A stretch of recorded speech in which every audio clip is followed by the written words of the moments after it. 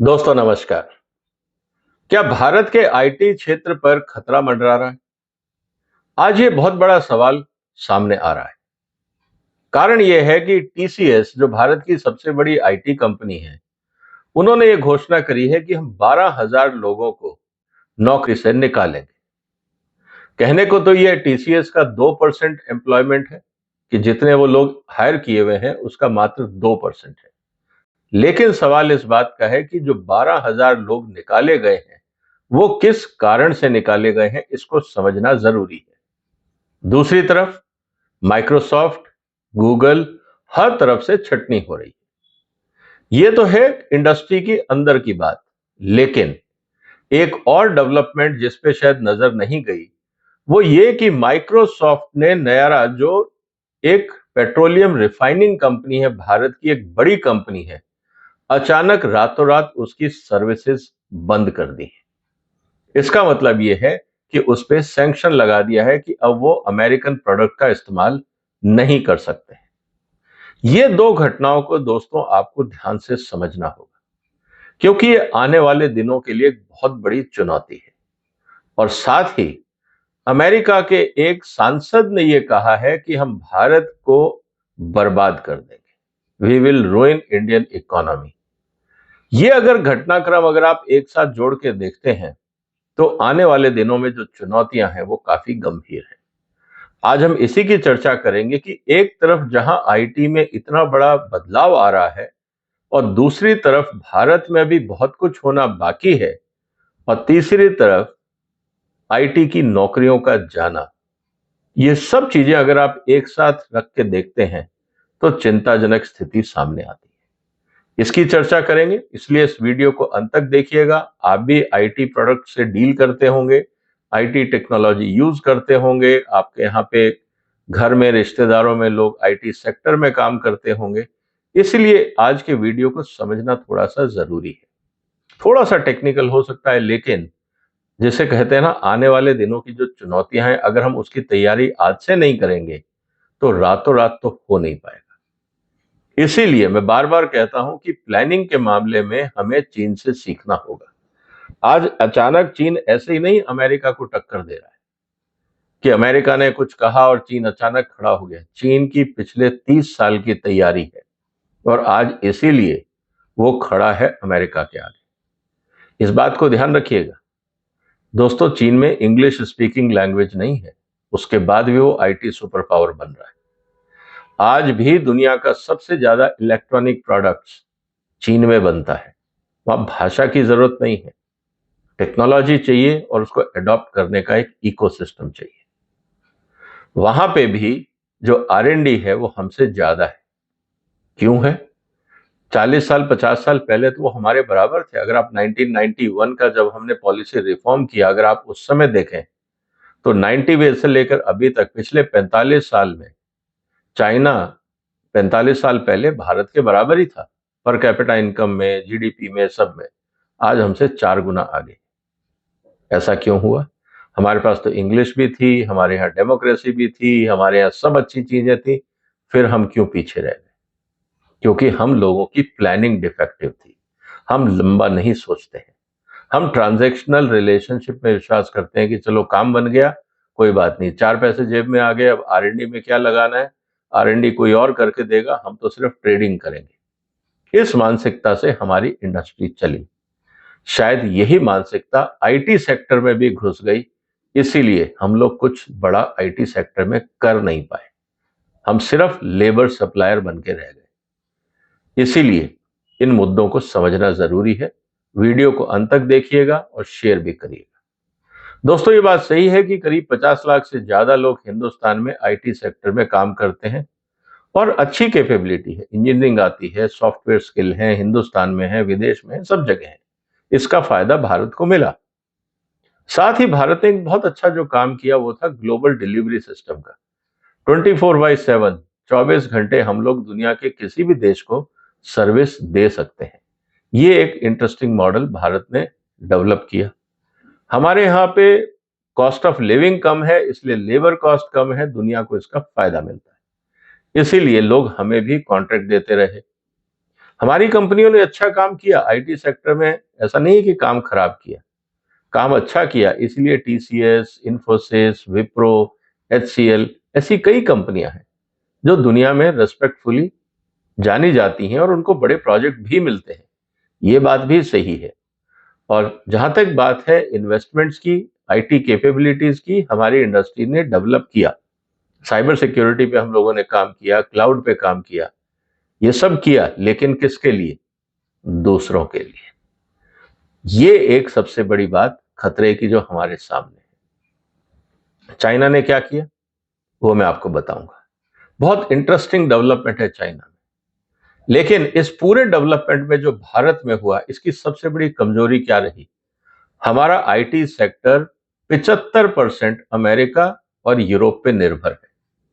यहां तक कि हमारे अपने ही देश में जो टेक्नोलॉजीज होनी चाहिए थी वो हम डेवलप नहीं कर पाए। हम आज तक फेसबुक का अल्टरनेट नहीं बना पाए, हम आज तक माइक्रोसॉफ्ट या ऑफिस का अल्टरनेट नहीं बना पाए, गूगल का अल्टरनेट नहीं बना पाए, हम एक ईमेल सर्वर नहीं बना पाए, हम सोशल मीडिया प्लेटफॉर्म्स नहीं क्रिएट कर पाए। और दूसरी तरफ हम ये कहते हैं कि हमारा जो मैन पावर है वो आउटस्किल हो गया है, मतलब उनके पास जो स्किल सेट है वो आज की जरूरत के हिसाब से नहीं है।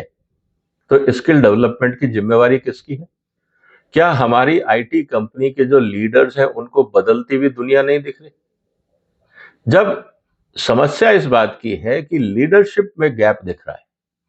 आज तक उन्होंने सिर्फ सर्विस मॉडल पे काम किया, इसीलिए हर इंस्टीट्यूट में हमने आईटी सर्विसेज और सॉफ्टवेयर ट्रेनिंग शुरू कर दी। अब हुआ क्या? जहां पे पहले 100 कॉलेजेस मान लीजिए आईटी पढ़ाते थे, आज वर्चुअली हर कॉलेज में आईटी है। हजारों बच्चे हर साल निकल रहे हैं, इतने जॉब नहीं है।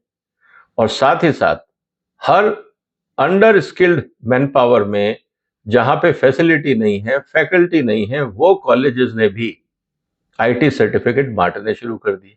क्योंकि हिंदुस्तान में सिस्टम को कैसे तोड़ा जाता है इसकी एक्सपर्टाइज हमारे पास है। तो जो टैलेंट आया एंट्री लेवल पे, उसकी क्वालिटी काफी हद तक खराब थी और ये एक चैलेंज बनता रहा। लिमिटेड डिजिटल स्किल्स थी, विजन नहीं था, माइंडसेट नहीं था। कंपनियों की जो आर&डी थी वो सिर्फ वहां तक थी जहां तक क्लाइंट का स्कोप ऑफ वर्क था। अपनी तरफ से आज तक कोई आर&डी नहीं हुई। क्या टीसीएस के पास पैसे की कमी है? क्या इन्फोसिस के पास या विप्रो के पास पैसे की कमी है? आज तक ये इंडिया के अंदर कोई अपना सोशल मीडिया प्लेटफॉर्म या कम्युनिकेशन प्लेटफॉर्म क्यों नहीं बना पाए? यही कंपनियां दूसरों के प्लेटफॉर्म मैनेज कर रही हैं। फेसबुक के, गूगल के, माइक्रोसॉफ्ट के, लिंक्डइन के हजारों इंडियंस उनको हेल्प कर रहे होंगे, लेकिन हमारी कंपनियों ने आज तक कोई एक प्लेटफॉर्म तैयार नहीं किया।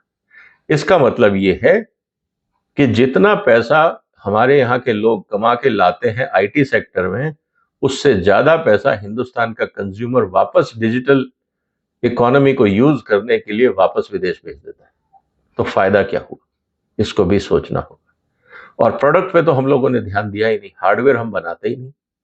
छोटी छोटी चीजें चाइना से आती हैं, यहां तक कि आपका पेन ड्राइव चाइना से आता है, केबल कनेक्शंस चाइना से आते हैं, चार्जिंग पॉइंट, पावर बैंक, सब कुछ तो चाइना से आ रहा है। हम लोगों ने हार्डवेयर पे ध्यान दिया ही नहीं। तो हुआ क्या? सॉफ्टवेयर भी विदेशी, हार्डवेयर भी विदेशी, हम बेसिकली ले गए लेबर सप्लायर और ट्रेडर। क्या इसको हम आईटी इंडस्ट्री कहेंगे? ये एक बहुत बड़ी चुनौती है। तो चाइना ने क्या किया? चाइना ने कॉन्शियस पॉलिसी ये ली और हर साल उन्होंने अपनी कंपनीज को बोला, और जो फाइनल अभी मैं जो उनका स्टेटमेंट देख रहा था, 2027 तक जितनी पब्लिक सेक्टर कंपनीज हैं चाइना की, और आपको पता है कि चाइना में ज्यादातर पब्लिक सेक्टर कंपनीज जो बड़ी कंपनियां हैं, उनको ये कहा गया है कि 2027 तक आप कोई भी विदेशी हार्डवेयर और विदेशी सॉफ्टवेयर का इस्तेमाल नहीं करेंगे। इसका मतलब क्या है? एक तो चाइनीज इंडस्ट्री को पूरा मार्केट चाइना में मिला, और जो साइबर सिक्योरिटी या जो डिपेंडेंसी है सैंक्शंस की वगैरह वगैरह, अमेरिका पे आपकी निर्भरता या यूरोप पे आपकी निर्भरता खत्म हो गई। क्योंकि माइक्रोसॉफ्ट ने नयारा का जो टर्मिनल ऑफ किया है, इससे अचानक कंपनी का पूरा सिस्टम बिगड़ गया। ना पे वहां शिप लोड हो पा रहे हैं, ना अनलोड हो पा रहे हैं। लोग ईमेल इस्तेमाल नहीं कर पा रहे, जो वीडियो मीटिंग्स होती थी टीम पे वो भी नहीं कर पा रहे। तो क्या भारत को इस चुनौती से जागना नहीं चाहिए? ये थ्रेट है हमारे लिए। क्या आज सिर्फ एक कंपनी के साथ हुआ है, कल को ट्रंप का मन करेगा, वो कहेंगे भारत की जितनी कंपनियां हैं, जितना बैंकिंग सिस्टम है, सबको बंद कर दो, तब क्या होगा? आपकी इकोनॉमी कोलैप्स हो जाएगी। और यही तो वहां के एमपी बोले जा रहे हैं कि हम भारत की इकोनॉमी को कोलैप्स कर देंगे अगर उन्होंने हमारी बात नहीं सुनी। तो क्या इस धमकी को लाइटली लेना चाहिए? ये भारत सरकार को और भारत के नीति निर्माताओं को सोचना होगा। और ये बात मैं कई सालों से बोलता आ रहा हूं कि हम अगर अपने आप को आईटी सुपर पावर बोलते हैं, तो हम आईटी ऑफिस क्यों नहीं बना पाए आज तक?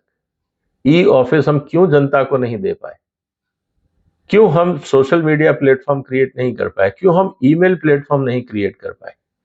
मान लीजिए कि कंपनियों के पास प्रॉफिट नहीं है, मान लेते हैं। क्या भारत सरकार एक कॉर्पस क्रिएट करके आईटी मंत्रालय में जो पैसा देते हैं हम इतना पैसा फ्रीबीज में बांटते हैं, लाखों करोड़ रुपए। 80 करोड़ लोगों को हम फ्री राशन खिलाते हैं। उसके लिए हम कम से कम 1.5 से 2 लाख करोड़ का खर्चा करते हैं। तो क्या हम 10-15 हजार करोड़ का एक कॉर्पस नहीं बना सकते हर साल, जिससे आईटी सर्विसेज हिंदुस्तान के नागरिकों को फ्री मिले? ये सोचने की बात है। लेकिन इसको जल्दी क्यों करना है? क्योंकि अपॉर्चुनिटीज हमारे सामने है और थ्रेट भी हमारे सामने है। आर्टिफिशियल इंटेलिजेंस का जमाना है, क्लाउड कंप्यूटिंग का जमाना है, साइबर सिक्योरिटी का जमाना है। ज्यादा से ज्यादा चीजें आईओटी बेस्ड होती जा रही हैं। उस पर डिपेंडेंसी अगर सब कुछ विदेशी कंपनियों की रहेगी, तो उतनी ज्यादा निर्भरता और उतना ज्यादा खतरा भारत की इकोनॉमी दूसरे लोगों की जेब में रहेगी, क्योंकि सारा डेटा, सारी इंफॉर्मेशन तो विदेशियों को फ्री में दे रहे हैं। हम सेव कर रहे हैं। सेव कहां कर रहे हैं? सर्वर वहां है, सब कुछ वहां है, ईमेल वहां है, ऑफिस वहां है, सब कुछ तो वही है। हम तो सिर्फ फिजिकली यहां हैं। हमारे सारे कंप्यूटर विदेशी सर्वरों से कनेक्टेड हैं। मतलब हम सब कुछ रोज अपनी जेब से उनको अमीर बना रहे हैं। ये बात हमें समझनी होगी। डोमेस्टिक डिजिटाइजेशन अभी बहुत कुछ होना बाकी है। भारत में अभी तक डिजिटाइजेशन हुआ ही कहां है? हम चाहते ही नहीं। क्योंकि डिजिटाइजेशन का सबसे बड़ा चैलेंज क्या है कि ये ट्रांसपेरेंसी लेके आता है। हमारा पॉलिटिकल सिस्टम, ब्यूरोक्रेटिक सिस्टम, जितने भी आम जनता से संबंधित सिस्टम है, हम ट्रांसपेरेंसी से घबराते हैं। आरटीआई के जवाब तक हम पूरा नहीं दे पाते, तो डिजिटाइजेशन की तो आप बात ही छोड़। तो ये मुद्दा हमारे लिए है, लेकिन ये अपॉर्चुनिटी बहुत बड़ी है। जहां तक हो सकेगा अगर हम आईटी अडॉप्ट करेंगे, उतना हम अपने एनवायरनमेंट को भी बचा पाएंगे। उतने हम पेड़ कम काटेंगे, उतने पेपर का इस्तेमाल कम होगा, उतनी बाकी स्टेशनरी कम लगेंगी, क्योंकि स्कूल, कॉलेजेस, घरों में सब जगह आईटी एप्लीकेशन होगा। रियल टाइम बेसिस पे काम होगा, देश की एफिशिएंसी बढ़ेगी, वेस्टेज कम होगा। ये अपॉर्चुनिटी है, तो क्या हम करना चाहेंगे? इसके अलावा आप सबसे इंपॉर्टेंट बात है कि जब भारत इतना बड़ा प्लेयर है और आईटी मार्केट अपनी बहुत बड़ी है, तो विदेशी लोग भी यहाँ के इन्वेस्ट करेंगे, कोलैबोरेशन करेंगे, जैसे हम अभी डिफेंस में कर रहे हैं, जैसे हम स्ट्रेटेजिक टेक्नोलॉजी में कर रहे हैं। हम आईटी में क्यों नहीं कर रहे? हम आईटी बैकबोन को स्ट्रेटेजिक बैकबोन क्यों नहीं मानते हैं? इसलिए इस पे भी काम करना जरूरी है। और सबसे बड़ी बात है कि जितना ट्रैफिक जाम और पोल्यूशन और पेट्रोल की हम बात करते हैं, अगर हमारे यहाँ आईटी बैकबोन अच्छा है, तो आप रिमोट ऑफिस एनवायरनमेंट और ऑफिस सर्विसेज रिमोटली भी दे सकते हैं। देश की जनता का टाइम और पैसा बचेगा, पॉल्यूशन कम होगा, प्रोडक्टिविटी बढ़ेगी, एफिशिएंसी बढ़ेगी, ट्रांसपेरेंसी बढ़ेगी, अकाउंटेबिलिटी बढ़ेगी, क्वालिटी इंप्रूव होगी। सब तो अच्छा ही हो रहा है, फिर हम क्यों नहीं करना चाहते? या तो नियत नहीं है, या विजन की कमी है। क्योंकि रिसोर्सेज की कमी तो भारत में नहीं है। अगर रिसोर्सेज की कमी होती तो हम इतने फ्रीबीज इलेक्शन के टाइम पे नहीं बांटते। ये बात आपको माननी। लेकिन सबसे बड़ा थ्रेट क्या है? सबसे बड़ा थ्रेट ये है कि अगर हम सोते रहे और हमारा जो अभी बिजनेस मॉडल है कि अमेरिका और यूरोप की कंपनी को लेबर सप्लाई करेंगे, तो ट्रंप साहब ने तो बोल ही दिया अमेरिकन कंपनीज को, आपकी भारतीयों को एंगेज मत करिए। बाकायदा उनका स्टेटमेंट है, उनके वाइस प्रेसिडेंट का स्टेटमेंट है कि आप अमेरिका में कंपनियों से लोगों को निकालते हैं और H1 वीजा से इंडियंस को हायर करते हैं, इसको बंद करिए। तो इसका मतलब यह है दोस्तों कि आने वाले दिनों में जो हम विदेश में जाके नौकरी करने की तमन्ना करते थे, वो बंद हो जाएगा। इसको समझना होगा, क्योंकि साथ साथ एआई का डेवलपमेंट भी हो रहा है। मार्क जगरबर्ग ने तो कह दिया कि 80-90% हम कोडिंग एआई के माध्यम से कर रहे हैं। तो आर्टिफिशियल इंटेलिजेंस जब कोडिंग फास्ट और एक्यूरेट कर रहा है तो लोगों को कौन हायर करेगा? तो आपके जो स्किल की रिक्वायरमेंट है वो जो कॉलेज में पढ़ाया जाता है वो आउटडेटेड हो गई है। लेकिन हमारे कॉलेजेस की क्या सिलेबस बदले हैं एआई को ध्यान में रखते हुए? ये भी सोचना होगा। क्या कंपनियों के इंटरनल सिलेबस बदले हैं? क्योंकि जो 12,000 लोगों की नौकरी निकाली गई है, उनको नौकरी से हटाया गया है, उसमें ये कहा गया है कि ये स्किल मैच नहीं कर रहा है। तो स्किल देने की जिम्मेवारी तो टीसीएस की थी, क्यों नहीं दिया आपने स्किल सेट? क्यों लोगों को ट्रेन नहीं किया? ये भी समझने की बात है। तो एट्रिशन बढ़ रहा है, टैलेंट वॉर बढ़ रहा है और कंपटीशन फ्रॉम अदर कंट्रीज। पहले हम बोलते थे इंडिया सुपर पावर है, आज चाइना हमसे आगे आईटी में। हर देश में आईटी का काम हो रहा है। तो कहने का मतलब क्या है कि Vietnam, Philippines, Eastern Europe, Latin America, हर जगह तो लोग आईटी पे काम कर रहे हैं। और आर्टिफिशियल इंटेलिजेंस आने से आपको बेसिक एजुकेशन की इतनी जरूरत भी नहीं है। आपको तो प्रॉम्प्ट आना चाहिए कि कैसे हो। और वो 2-2, 3-3 घंटे में जब यूट्यूबर सिखा ही रहे हैं तो इसमें कौन सी बड़ी बात है? आज 99 रुपए में, 9 रुपए में, 10 रुपए में लोग आपको आर्टिफिशियल इंटेलिजेंस 3-3 घंटे के कोर्स सिखा रहे हैं। ये बात अलग है कि उसमें डिग्री सर्टिफिकेट नहीं मिलता, लेकिन लोगों का काम तो हो ही रहा है। तो इसको समझना पड़ेगा।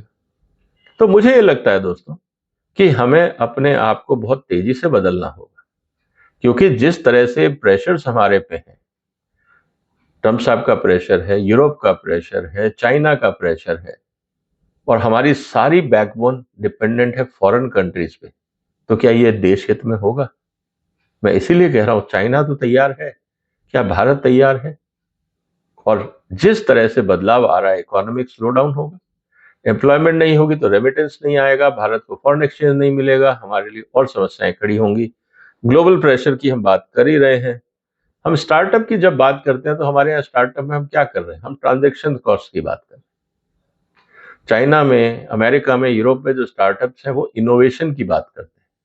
हमारे यहाँ स्टार्टअप में हम दुकानदारी की बात करते हैं। सब्जी खरीदेंगे, बेच देंगे, इधर से खरीदेंगे उधर बेच देंगे, इधर का माल उधर कर देंगे। हमारे यहाँ स्टार्टअप यही कर रहे हैं। हम इधर उधर करके बीच में कमीशन कमा रहे हैं। हम बेसिकली रेंट सीकिंग मॉडल बना रहे हैं कि एक बार ले लोगे, हमें किराया देते रहो। इनोवेशन नहीं कर रहे हैं। और ये रेंट सीकिंग मॉडल ज्यादा दिन चलता नहीं है, इस बात को भी हमें समझना होगा। और सबसे इंपॉर्टेंट बात जो आ रही है कि हमारे को अपनी सोच बदलनी होगी, अपस्किलिंग पे ध्यान देना होगा, रीस्किलिंग पे ध्यान देना होगा। रीस्किलिंग मंत्रालय क्या कर रहा है भगवान जाने। हमारे यहाँ जो स्किल डेवलपमेंट मंत्रालय है वो कागजों पे तो बहुत सारी स्किल हो रही है, लेकिन बाजार में लोग नहीं है। टीसीएस जैसे लोग निकाल रहे हैं, लोग कॉलेजेस में लाइन लगा के खड़े हैं कि सब नौकरी नहीं मिल रही, क्योंकि इंडस्ट्री कहती है स्किल नहीं है, मंत्रालय कहता है बहुत सारी स्किल है। तो किसकी सुने? ऑब्वियसली मैं मंत्रालय की तो नहीं सुनूंगा, क्योंकि जो आदमी सफर कर रहा है, जो कंपनियां दुखी हैं, उनकी सुनना जरूरी है, ना कि सरकारी डॉक्यूमेंट। इसीलिए हम जो अभी तक लेबर सप्लाई कर रहे हैं, जब तक भारत की आईटी इंडस्ट्री प्रोडक्ट डेवलपमेंट पे नहीं जाएगी, तब तक भारत की आईटी इंडस्ट्री का भविष्य नहीं सुधरने वाला। क्योंकि हार्डवेयर के साथ साथ सॉफ्टवेयर भी चाहिए होंगे। जैसे जैसे आप हार्डवेयर में इनोवेशन करेंगे, सॉफ्टवेयर की स्किल जरूरत होगी। जैसे जैसे आप सॉफ्टवेयर में इनोवेशन करेंगे, उसको सपोर्ट करने के लिए आपको हार्डवेयर भी चाहिए। तो ये इकोसिस्टम जब तक नहीं होगा, इस सेक्टर का भविष्य कोई बहुत अच्छा नहीं है। ये सिर्फ बॉडी शॉपिंग करके लेबर सप्लाई करने से काम नहीं चलेगा। हमें लीडरशिप रोल लेना होगा, वैल्यू चेन में आगे बढ़ना होगा। हम अभी आईटी इकोसिस्टम में, भारत जो है वो लोवेस्ट लेवल पे काम कर रहा है। हम क्या कर रहे हैं? हम लेबर दे रहे हैं। क्या हम हार्डवेयर दे रहे हैं? नहीं दे रहे। जिस हार्डवेयर में वो सॉफ्टवेयर लगता है, वो कौन डिजाइन कर रहे हैं? वो कोई और कंपनी कर रही है। वो हमें पैच वर्क देते हैं कि आप इतना सा टुकड़ा डिजाइन करके हमको दे दो। वो 6 जगह से काम करवाते हैं, इंटीग्रेट करके अपलोड करते हैं। इसीलिए मैं कह रहा हूं कि हम आईटी में अपने आप को सुपर पावर तो मानते हैं, लेकिन उसमें भी हम लोएस्ट लेवल पे ऑपरेट कर रहे हैं। क्या सुधार की जरूरत नहीं है दोस्तों? इसीलिए मेरा निवेदन है आपसे कि इस मुद्दे पे जरा गंभीरता से चर्चा करिए, आपस में चर्चा करिए, इस वीडियो को शेयर करिए, इस चैनल को सब्सक्राइब करिए, और जो भी आपके विचार हो कमेंट बॉक्स में जरूर लिखिए। फिर मुलाकात होगी एक और महत्वपूर्ण मुद्दे के साथ। तब तक अपना ध्यान रखिएगा। फिलहाल वंदे मातरम।